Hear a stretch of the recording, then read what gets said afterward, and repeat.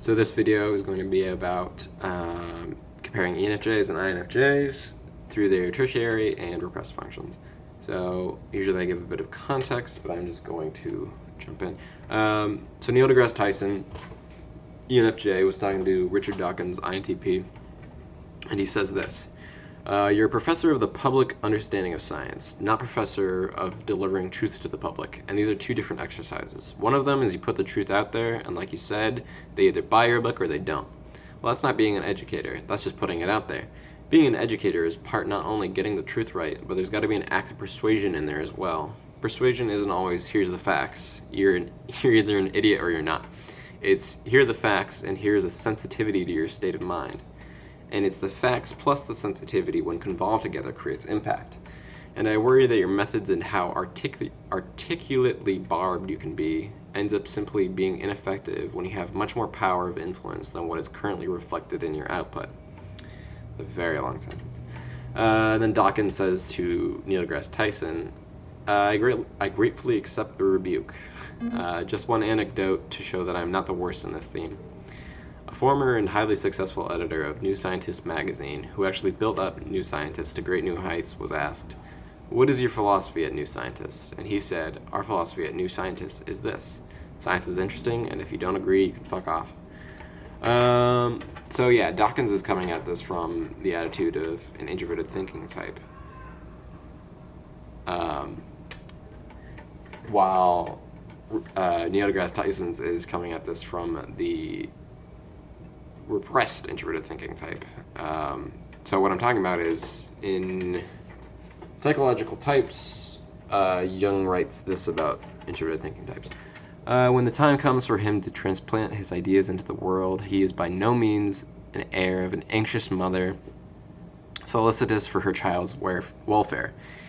He merely exposes them. So yeah, Dawkins is like, basically you just gotta put it out there and people will like it or they won't. While Neil deGrasse Tyson is the anxious mother who's like walking the ideas across the street into the zeitgeist. And this is the beginning of what I'm talking about with ENFJs and INFJs. ENFJs are more concerned with the communication and implementation of their ideas, while INFJs also want to persuade and like help the world with their ideas, but they are more concerned with simply having the ideas themselves. So Pericles is an ENFJ, and he says this. He says that like a man who has the knowledge but lacks the power to express it clearly is no better off than if he had any ideas at all. So the definite focus on implementation and communication rather than merely having the idea. I shouldn't say merely, I mean, it's fine. Yeah, so because of their introverted thinking, the INFJs kind of get too conceptual for easy communication. Jung writes about the introverted thinking type: in thinking out his problems to the utmost of his ability, he also complicates them, and constantly becomes entangled in every possible scruple. However clear to himself the inner structure of his thoughts may be, he is not clear where and how they link up with the world of reality. Which quote kind of makes you understand why Jung might have identified as an introverted thinking type. I mean, Jung has problems like giving examples, or if he does give examples, giving the same example over and over again. That's something that Pierce pointed out in one video, I remember. So, and then Wittgenstein has a similar problem in I think it's the Tractatus, where he says that if you haven't had similar thoughts, you're not going to understand what I'm talking about. He's basically like giving up on persuasion. He's like, I mean, I had this thought, and if you've had a similar thought, hooray for you, but you're not going to get it if you haven't. And I certainly don't. So yeah, that's basically the INFJ on introverted thinking. They're more like the ISTP. I'm kind of thinking of it now. The ISTP is like, there's no point in teaching. I mean, this is the Stanley Kubrick quote, I think. He's like, there's no point in teaching except for like teachers who have to make a living. That's the only good teaching is. They're more about like finding everything out for themselves, and INFJs can kind of be analogous to that, whereas ENFJs are like more idealistic con men, like the ESTPs. I know that's a stereotype that maybe ESTPs don't like, but they're more of the focus on persuasion with the SE and the FE than with the NI and the TI. So yeah, basically moving on. So yeah, INFJs repress SE, which makes them like the INTJs. I mentioned in the INTJ-ENTJ video that the INTJs can like synthesize a lot of data without like looking at the data itself and make these big leaps, like how Newton treated the center of mass of any like spherical object as like the mass itself before he had proved that was possible. So INFJs are similarly like that. You can find lots of examples of that in Niels Bohr's work. And they also, because of the repressed SE, have this rejection of, not rejection, but like the actual definition of introversion. They put like a wall between themselves and objective reality. You can see this in especially Plato's philosophy, where he reduces objective reality to merely shadows on the wall, whereas a more objectively minded philosopher like Hume puts so much importance on objective reality that objective reality is all there is, and it's just splatter paints on the wall, and you can't find any subjective meaning in it. So that kind of got me off on a tangent.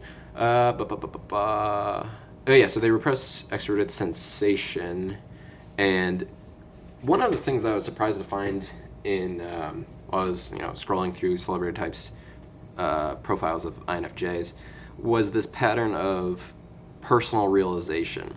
It seems like because INFJs repress extroverted sensation, that they mistrust any objective data for one, but also any persuasion as well, because they think that if it's coming from the outside, it may work and it may not. Like George Harrison says, you can put the truth right in front of someone, but they're not going to get it if they don't have a personal realization, and that's the important part.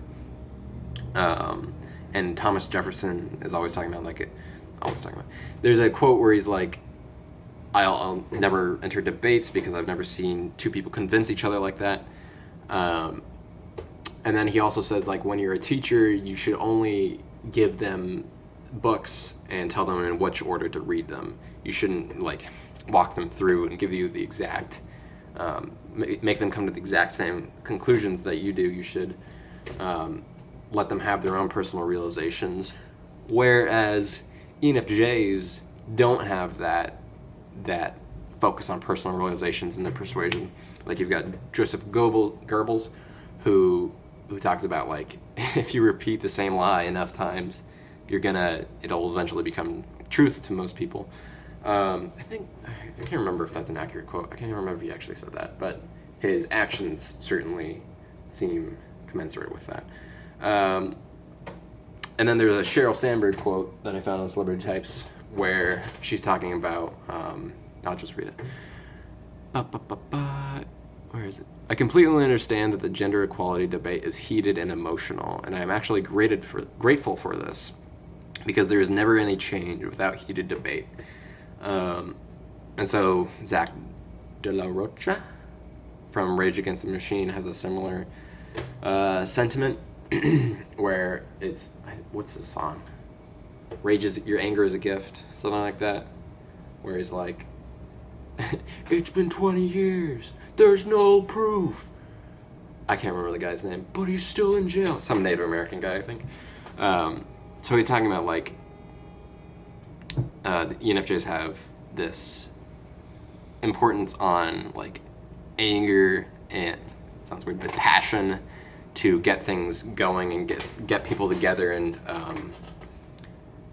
and work towards a truth that way, whereas the INFJs are more focused on like personally and calmly realizing the truth on their own. And that's basically all I have on ENFJ versus INFJ.